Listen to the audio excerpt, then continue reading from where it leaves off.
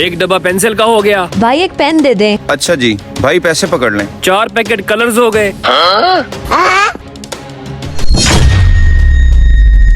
ये लें बाजी आपका पेन। पेपर हो गए। पेन हो गए। भाई ये तो नहीं खुल रहा। नहीं खुल रहा, लगता है ये खराब है। कोई बात नहीं, मैं और दे देता हूँ। ये लें जी, ये ठीक है। ठीक है भाई, आपका ऑर्डर फाइनल हो गया, आपको मिल जाता है। जी राशिद भाई पेमेंट दे दें। क्या?